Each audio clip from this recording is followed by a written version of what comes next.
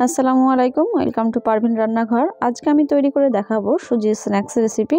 ঘরের মধ্যে সুজি থাকলে খুব সহজে মজাদার নাস্তা তৈরি করে নেওয়া যাবে। তো চলুন আজকে রেসিপিটি দেখে নেওয়া যাক। চুলার জাল অন করে কড়াই বসিয়ে নিয়েছি। এখন আমি এর মধ্যে দিয়ে দিব 2 কাপ পানি। এখানে আমি সুজি ব্যবহার করব 1 কাপ, সেই পরিমাণে পানি দিয়ে দিলাম 2 কাপ। লবণ দিয়ে দিব হাফ চামচ। একই সঙ্গে সাদা তেল দিয়ে দিব 2 চামচ। তেলের পরিবর্তে 1 চামচ ঘি ব্যবহার করে নিতে পারবেন। তেল এবং লবণটা খুব ভালোভাবে পানির সঙ্গে মিশিয়ে নিতে হবে। আর পানিটা একটু গরম হওয়ার জন্য আমি অপেক্ষা করব।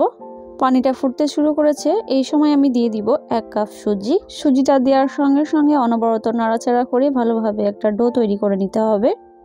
সুজির ডোটা যতক্ষণ না কড়াই থেকে ছেড়ে আসছে, এইভাবে নাড়াচাড়া করে খুব ভালোভাবে ডোটাকে তৈরি করে নিতে হবে।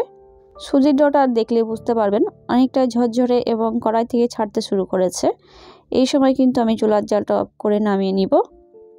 সুজির ডোটাকে একটা থালার মধ্যে তুলে নিচ্ছি আর এটাকে একটু হাতার সাহায্যে ছড়িয়ে দিব যাতে করে একটু ঠান্ডা হয়ে যায়। একটু ঠান্ডা হয়ে গেলে আমি খুব ভালোভাবে এটাকে ডো তৈরি করে নিব। ততক্ষণ আমি পরের স্টেপে চলে যাব। এখন আমি দিয়ে দিচ্ছি 2টা সেদ্ধ করে নেওয়া আলু। আলুগুলো আমি ব্যবহার করেছি মাঝারি সাইজের। তো আলুগুলোকে এখন ম্যাশ করে নিব। এখানে আপনারা চাইলে আলুটাকে গ্রেট করে নিতে পারেন, তাতেও কিন্তু খুব ভালোভাবে তৈরি হবে।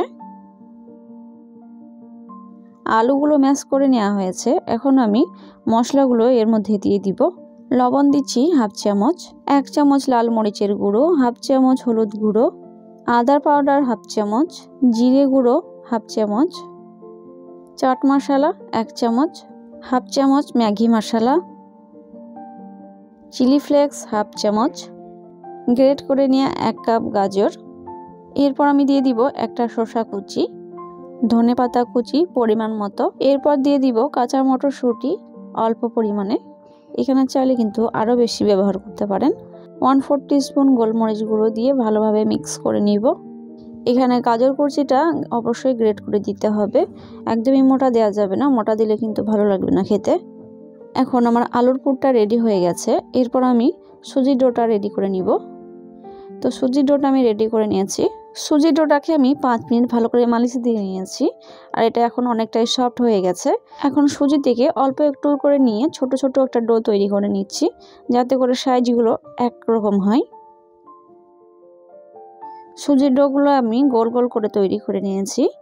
এখন আমি সুজিটাকে মাঝখানে একটা হাত প্রেস করে ঠিক এইভাবে ফাঁকা করে নিতে হবে আর এটা খুব ভালোভাবে করে নিতে হবে। তো দেখলে বুঝতে পারবেন কতটা সুন্দরভাবে মাছটা ফাঁকা হয়ে যাচ্ছে। এখন পুরোটা দেখলেই বুঝতে পারবেন কতটা সুন্দরভাবে তৈরি হয়েছে। এরপর আমি তৈরি করে নেওয়া আলুর পুরটা দিয়ে দিব। এরপর সুজিটাকে আমি এর উপর নিয়ে ভালো করে মুখটাকে সিল করে নিব যাতে করে পুরটা না বের হয়ে যায়। এরপর হাত দিয়ে প্রেস করে খুব ভালোভাবে গোল করে নিব। এই সময় হাতে 1 ফোঁটা তেল দিয়ে নিতে হবে। তো দেখলেই বুঝতে পারবেন কতটা সুন্দরভাবে তৈরি হয়েছে। তো এইভাবে আমি সবগুলোই তৈরি করে নিব। এগুলো দেখলেই বুঝতে পারবেন কতটা সহজভাবে তৈরি হয়ে যাচ্ছে। একইভাবে মুখটাকে মুড়িয়ে আমি আবারও গোল করে নিব। সাইজগুলো আমি মিডিয়াম করে তৈরি করে নিয়েছি। এর থেকে মোটা তৈরি করতে চাইলে সুজির ডোটা একটু মোটা নিতে হবে। তো এভাবে সবগুলো তৈরি করে নিয়ে চলে যাব চুলায়। চুলায় কড়াই বসিয়ে পরিমাণ মতো তেল দিয়ে গরম করে নিয়েছি। এখন আমি একটা একটা করে দিয়ে ভেজে নিব। এখন আমার চুলার জালটা মিডিয়াম টু হাই আঁচেই আছে। তো এইভাবে একটু সময় নিয়ে উল্টে পাল্টে ভেজে নিতে হবে। আর এগুলো কিন্তু খুব একটা লাল করে নেওয়ার প্রয়োজন নেই। সুজির ভেজিটেবলগুলো গোল্ডেন ব্রাউন করে ভেজে নিব, এতে করে অনেকটা ক্রিস্পি হয়ে যাবে।